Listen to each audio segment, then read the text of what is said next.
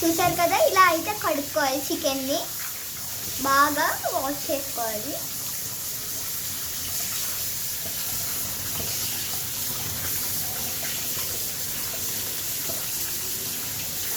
ఇక్కడ చూస్తే మీరు బుద్ధింక ఏ కన్నా ఇంకోండి, ఇదే అన్నమాట మా బొద్దింక. అప్పుడు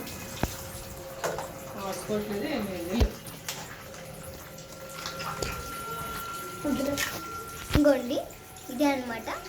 చికెన్ని ఇలా బాగా కడుక్కుని అలా ప్రెస్ చేసుకోవాలన్నమాట. మా అమ్మగారు నీళ్ళన్నీ పోతాయి అలా ప్రెస్ చేసుకుంటుంటే, స్క్వీజ్ అన్నమాట.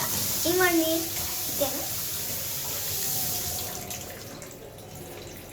ఇదే అన్నమాట మా చికెన్. ఇప్పుడు మనం ప్యాన్ పెట్టుకోవాలన్నమాట. ఇంకోండి ప్యాన్ ఒక ఆ చికెన్ కడిగేంత వరకు ఇలా ప్యాన్ పెట్టుకోవాలి. ఇంకోండి ఇలా ప్యాన్ పెట్టుకొని ఇలా గ్యాస్ ఆన్ చేసుకోవాలి. చికెన్ డ్రై కర్రీ అన్నమాట ఇది. ఇప్పుడైతే మనం ఉల్లిపాయలు కోసుకోవాలి. మా అమ్మగారు ఎలా చేసుకుంటున్నారో అలాగా ఉల్లిపాయలు ఆ విధంగా కోసుకోవాలి. ఇంకోండి ఇదంతా మా స్పూన్స్ అవంతా అనమాట. ఇంకోండి ఇదే అనమాట మా బాల్కనీ. ఇదైతే వంటగది దగ్గర బాల్కనీ. వేరే వాళ్ళతో మీకు లాస్ట్లో చూపిస్తాను. ఇంకోండి ఈ విధంగా అయితే తొక్కలంతా తీసేసుకుని ఒక 2 ఆనియన్స్ తీసుకుని ఇలా కట్ చేసుకోవాలి. తొక్క తీసేసుకుని ఆనియన్స్కి బాగా కడుక్కోవాలి.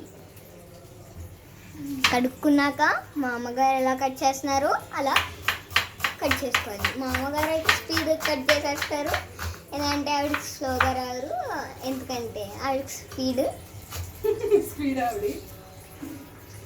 స్పీడ్గా కట్ చేసేస్తారు, ఎందుకంటే అలవాటు. చూసారు కదా, ఇలా చిన్న చిన్నగా కట్ చేసుకోవాలి.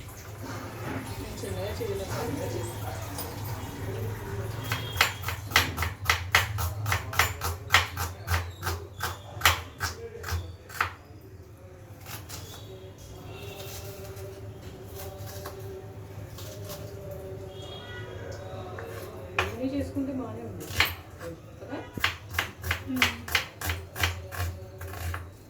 డాడీ అడుగు కర్రీ చేసేది మొత్తం అడుగుతా. ఏంటి ఫుల్ కర్రీయా? అడుగుతా. కర్రీ చేసేస్తాను. అదే కర్రీలో కాకుండా ఫ్రైలో కాకుండా చేస్తాను.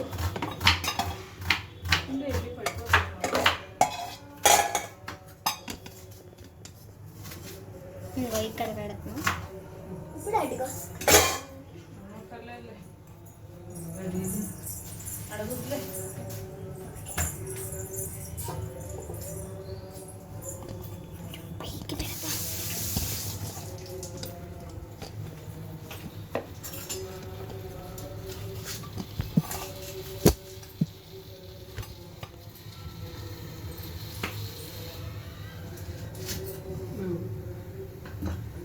ఇంకోండి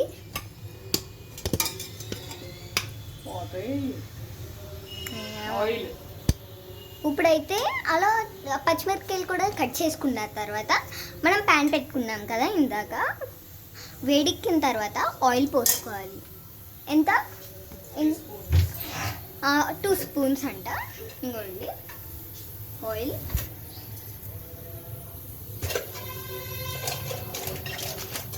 ఇప్పుడు జీడిపప్పులు అయితే వేసుకోవాలి.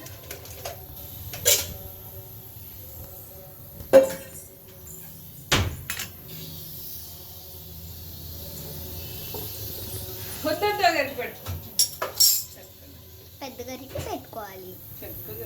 చెక్క గరిటె, నాన్ స్టిక్ అన్నమాట.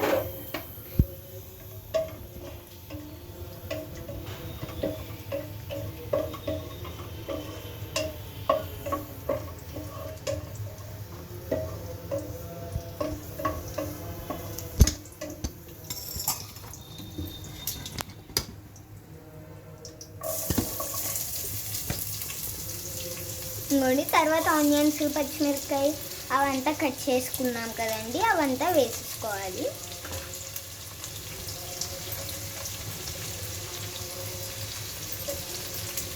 బాగా వేగాలి.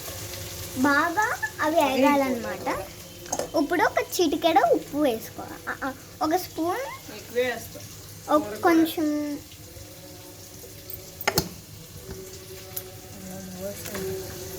మీకు ఏ సాల్ట్ కావాలంటే ఆ సాల్ట్ వేసుకోవచ్చు. ఇప్పుడైతే బాగా మిక్స్ చేసుకోవాలి అవి వేగేంత వరకు.